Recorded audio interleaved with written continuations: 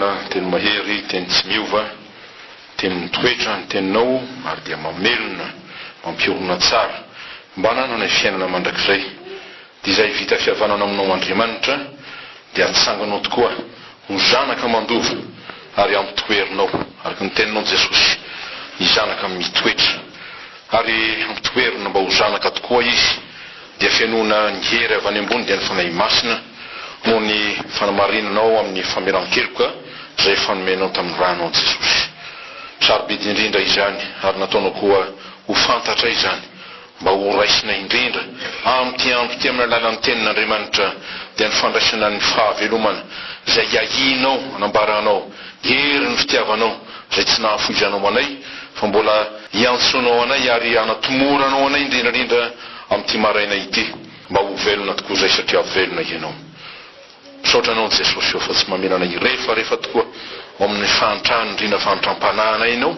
fa midina ary nahafoy ny zavatra rehetra hatramin'ny ainao aza mba hahavelona anay ary indrindra ny voninahitra mba hampitafy anay mitenena araka ny fombanao ary dia voninahitra ianaranao izay rehetra efa natao teto ary mbola hatao eto fa amin'ny anaran'i Jesosy Tompo irery nazony maniry sy mino ary mangataka izany raha teo. Amen. Fa indrindra mbola miara-mantsika ankonan'ny finoana riavana amin'ity andro maraina ity ary zava-dehibe no amezan'ny tompony fahavelomana ho antsika izany indrindra no loahevi-dehibe izay mbanjintsika nandritran'izay herinandro izay fandiavintsika izay ka amin'ity andro zoma 17 jolay ity zany dia hotsahivintsika na amin'ny hoe Andriamanitra miahy ny amin'ny olony dia manome sakafonaina tena azo antoka izy dia hojerentsika ny amin'izany ny filazantsara araky ny Matio toko faha 4:20. Ny filazantsara araky ny Matio toko faha 4:20 ka ho raisitsika ny amin'izany ny andininy faha 4:20 ka hatramin'ny faha 5:20. Filazantsara araky ny Matio toko faha 4:20 ny andininy faha 4:20 ka hatramin'ny faha 5:20.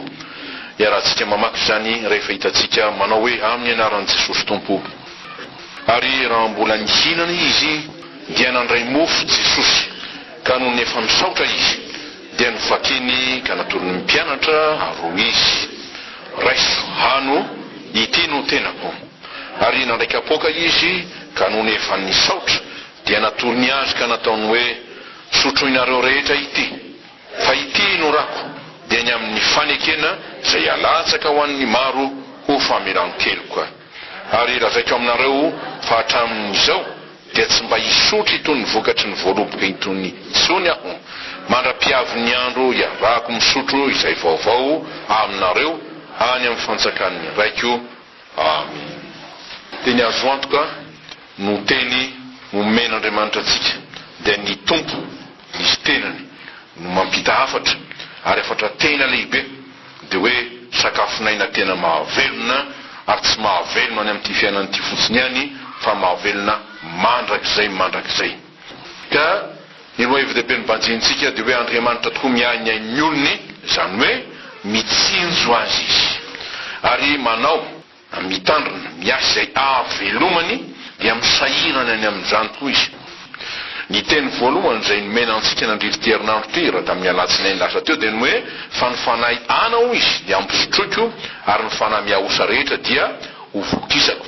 Hita tao amin'ny Jeremia toko faha 1:30 zany. Ka ny hevitra ingatsika dia raisitsika amin'ny akapobe dia ny hoe Andriamanitra nahary ny olombelona, nahary antsika hila anina mba hivelomantsika. Tsy hoe noharintsika zany dia feno dia tsy mila mihinana intsony fa noharina ny zavaboary rehetra ary ny tenenina tamin'ireo razambe ny taranak'olombelona hoe mantsaka na mampanompoa zao rehetra noharin'Andriamanitra zao, nataony hila hanina mba hivelomantsika sika. Ary amin'izany dia vonina niahy antsika olombelona izy, miahy manome ny aina, miantoka ny aina mba hahavelona azy. Raha izy manome ny anjarantsika kosa zany dia mino azy, zany hoe manaiky azy tokoa ho Andriamanitra zay miantsika, zay hoe ray pia izy. Ny voasoratra hoe ny ray dia antra ny zanany izay manompo azy. dia vakinany amin'izany salamo fatelo ambizato andiany fatelo ambin'ny folo ary miaraka amin'izany tsy nome mahatoky azy fotsiny tsika fa hanome antsika hiahntsika izy fa mandray indrindrindrindra ny hanina zay omen'Andriamanitra atsika isika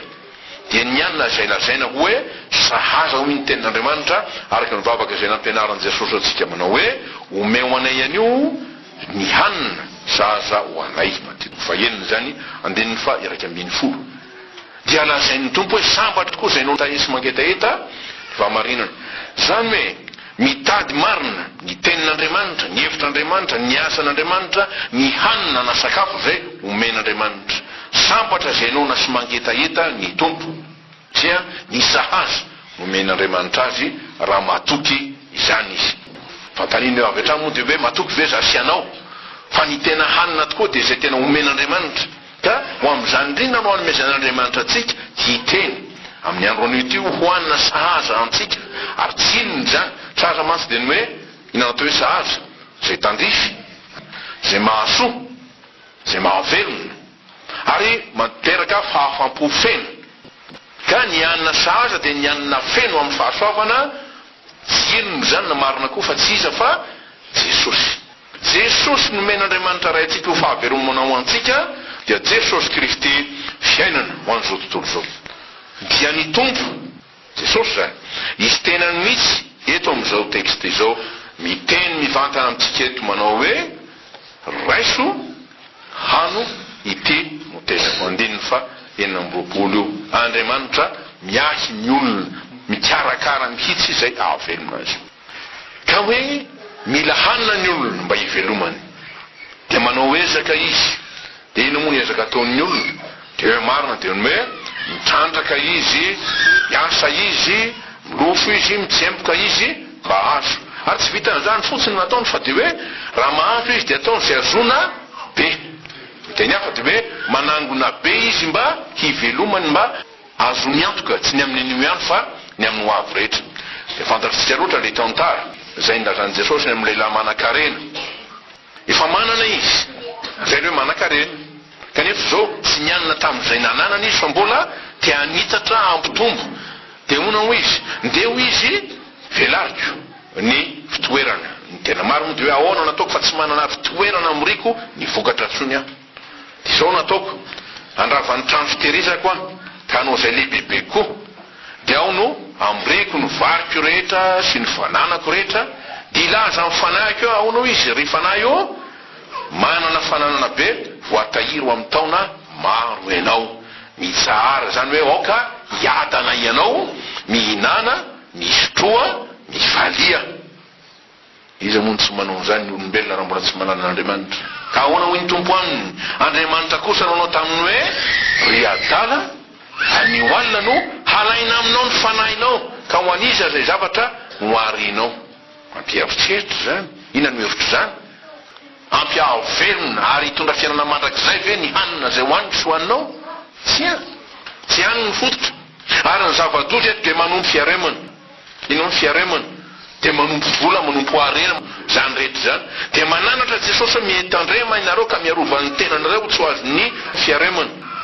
fa ny ain'ny olona hoy Jesosy tsy miankina amin'ny abetsahan'ny zavatra zay ananany liko ataoko faharoa ambin'ny folo andiny fa dimy ambin'ny folo nareo indrindra azafady hoe vehivavy reny ndraiky lasy zeny dia rehefa avyoka hoe ny anankiray dia lazaina hoe lasa tafita manana dia mba mitsiritra maniry ry anankiray dia nde sambatra ianao izy fa miadana zay filazany azy satria tsisy zay tsy ananany na mitsarataray ananany fanaka maro samihafa ananany fiary ananany tany ananany tahaka ny hoe tsisy zay tsy anany dia hoe sambatra zany kanefa ho iny tompo inona no omen'ny olona hotakan'ny aina ny fanahany atitoko faina amby roapolo eny ambin'ny folo andiny faina amby roapolo zany ka iolona zay ny Paoly apôstôly ho amin'ny soratra ho an'ny Timoty hoe fa misy tombony lehibe tokoa ny toe-panaraka an'Andriamanitra mba ny fianinana izy inona ny dikan'io dia ny olona mahompo zany hoe faly mankasitraka ary tena sambatra zany olo zany fa ny marina tsy inona dia izao raha izaho na ianao miazakazaka hoe anangona tsy nitondra ninninona ao amin'izao tontolo zao sika hoy Paoly sady hita fa tsy atondra na inona rehefa miala ary zany teraka angany olona dia avy hatrany dia efa hoe nitafy akanjo parasily na mpiaratra volamena tsia mianjanja mitanjaka izy maloto izy tsy maintsy sasana izy diovina izy ampitafina izy karakaraina izy ary rehefa tonga ny andro lasana dinanao atao miverina takan'le tamin'ny voalohany ihany tsy maintsy misy olona manasa azy manadio azy mampitafy azy sy ny sisa ary mandevina azy sy nitondra nininitsika na ny tenatsika ary tsy nentintsika teto amin'ity tany ity ary raha iala eto tsika tsika afa-tsisy afaka ametra hoe dia izao no anjara fahavelomako ary dia izao ampomba ihany satria tsy manana fahifanany amin'izany tsony any dia nyfanao moa amin'ny toerana sasany dia indrindrandrindra ary hoe nanana nizy azy le olona asa takany hoe ampanjaka amin'ny faritra sasany eto amintsika dia inao natao dia ampombana azy zavatra rehetra pombany azy ny zavatra rehetra ary ny zava-doza azy inga ne mba tsisy n'izany tsony dia indrindra rehefa hoe amin'ny toerana misy hoe ampanjaka reny ka hoe nanana izy azy izy dia sina le atao hoe lafika ina atao hoe lafika zazavavy atao hoe madio dia vonoina dia atao ambaniny dia izy eo amboniny rehefa milevina izy no heverina fa hoe zany no fahataperina ny fahasambarana ny fahonoana ny tena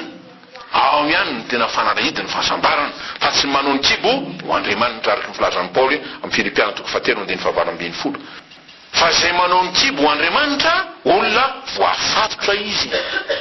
izy tsy fahasambarana io fa tena fandevozana ary ny zava-devozana nge dia izao raha nivelontsika ka ny hoe ivelona hinana sy trotro ihany mitovy amin'iny tsika dia mitovy amin'ny biby tsika biby zay tsy mahalala an'Andriamanitra fa ny mihinana ihany no fantany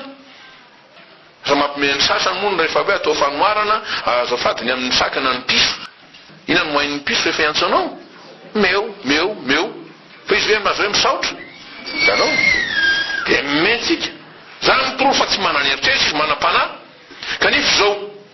raha ny olona sanatriavina mampitovy na laharana ny tena ho amin'ny biby zany hoe velona ho amin'ny fihinanana fotsiny ho an'ny kibony fotsiny zao kosa nefa mifantatra ny biby azy azo lazaina ho mahalala mahompo kokoa rehefa niboky ny biby na ny saka aza mba mitsahatra tsy mangataka intsony fa ina nataonda olombelona arakaraky ny enaniny vo hoe ampitomboy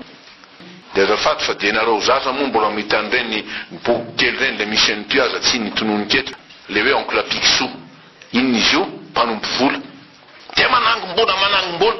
dia manao karazana manta lehibe mihitsy dia ao dia ina mba fafinaretany dia miditra ao izy dia dininy trano dia iny izy dia matory mitsilailay amboniny vola ka io mampimeantsika hoe ho an'ny zaza nefa oka mpandinika atsika tsara zany sao amilafika ao anatika ao zany nataoko Andriamanitra zany nataoko ianteherana mahantra indrindra ny olana tena mahazo ny olona dia satria sarotra ny fiainana be ny ady dia mihitsy natao hoe ayam-piainana na ayam-pahavelomana raha dika mivantana izy ahoana moa ny tenin' Jesosy ao amin'ny Matthieu 5 aza manao hoe inona no hoaninay ozy izy na hoe inona no sotronay reo le haniny reo misy hafa koa fa reo le haniny reo rehefa hoe tafahoatra tokoa fahasairanana dia lasa mitombo ny aya kanefa raha amin'ity tany ity angery avako fatatsika tsara fa ny fahasairanana raha mbola velonetsika dia isy io ny ady dia mbola isy io tsy tsaratra ary tenin'ny tompo malaza hoe amin'izao tontolo izao mahitanareo fahoriana izy Jesosy ihany fanampiny kanefa matoky zaho efa naresy zao tontolo zao ino zany ny tena ilaina izaho manana finoana fa ny finoana no maharesy na andresena izao tontolo zao arak'izay tsy hoe rehefa kely ny fahasiaranako dia hiadana diso zany fa rehefa manam-pinoana any Jesosy zay naresy zao tontolo zao miadana ny foko na manana na tsy manana fa miadana ny foko ary ina tonga Paoly ilazany hoe manao ny ady verevitra nefa tsy mamoy fo mantsy dia verevitra dia lasa mananao foana ka ny marina dia zao rehefa tsy ampy ny finoana na tsy misy ny finoana na dia ny zavatra kely indrindra azy dia lasa miteraka aya dia olona miaya lava tsy fandina moa dia tsy azoko mihitsy ny aiko tsy misy fiadanam-po asintsisy sy fantankora kanefa ny marina arak'izay tsy ny aya sanatria no ampitombo finoana na hitondra vahaolana no fitenitsika ka andresentsika ny ady-piainana fa vao mainka koa ny aya manakana ny finoana ary manafoana ny finoana zay mety kely ananatsika ao amin'ny tompo dia hafa ny zavatra rehetra tsy sanatria ny aya mahafoana finoana fa mahery ny finoantsika arak'izay aoka ny finoana no manafoana ny aya-piainana rehetra araky masoratra hoe fa zay rehetra nateraka Andriamanitra ho izana apôstôly zany hoe zay nandray ny finoana dia maharesy izao tontolo zao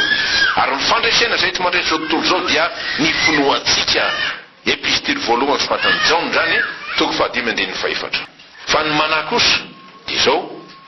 miezaka izy zany amin'ny ahany amin'ny atsembohany sinsisa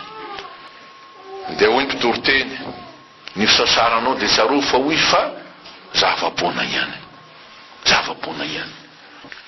dia hoy ny mpitoroteny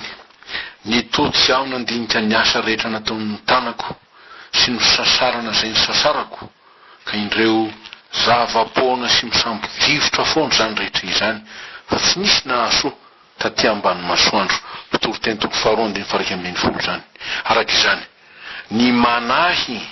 no maty antoka ena dia miezaka mafy aza mba azo izy dia hoy ny ten'Andriamanitra mamafy be kanjo kely mojinjany kay toko 1:25 zany fa ny fampitomboana dia an'Andriamanitra Andriamanitra irery ihany no mahay mampitombo Paul Korinthiana 1 toko 7:25 zany rehefa zany mitaona antsika Andriamanitra ary ny fitaomany dia ny hoe hano izay tsara dia hoy ny tena mampilazain'ny mpaminany nahoana ianareo no mandany vola amin'izay tsy anina ary ny vokatry ny fisasaranaareo amin'izay tsy mahavoky miaino dia miaino ahy ho Jehova ka hano izay tsara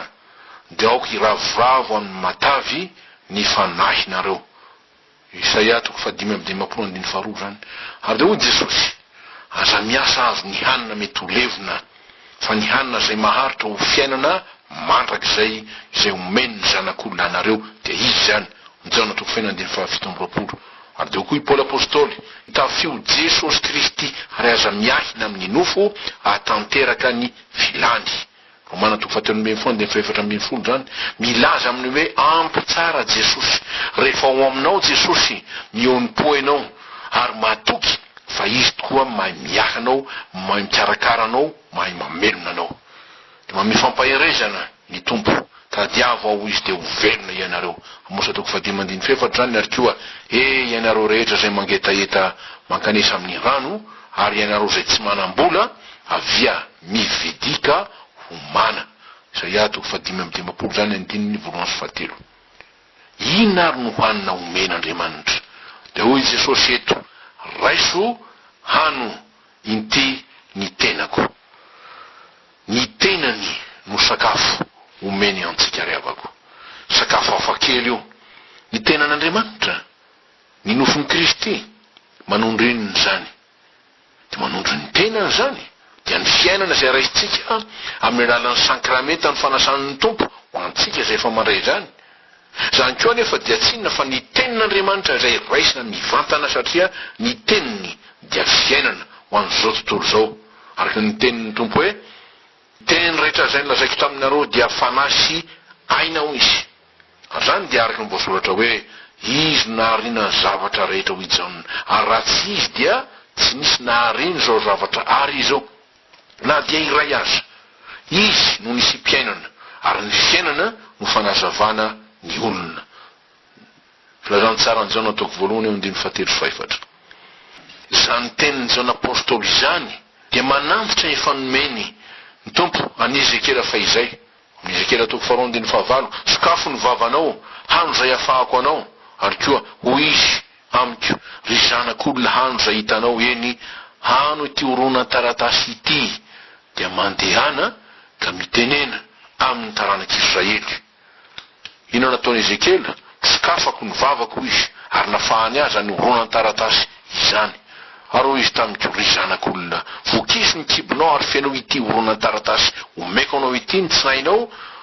dia nihinanao ka mamy tao ambavako toy ny tantely izy ny Ezekela toko 7:1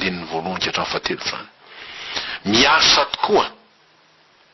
ny tenin'Andriamanitra mamy ny hain'Andriamanitra ny hain'Andriamanitra ontsika ny hanina mahavelona ary tsy ho levina mandrakizay ahoana amin'ny asany hoe hanina dia ny tenan'i Jesosy voalohany ny asany dia miankina amin'ny fahamasinana satria asa masina io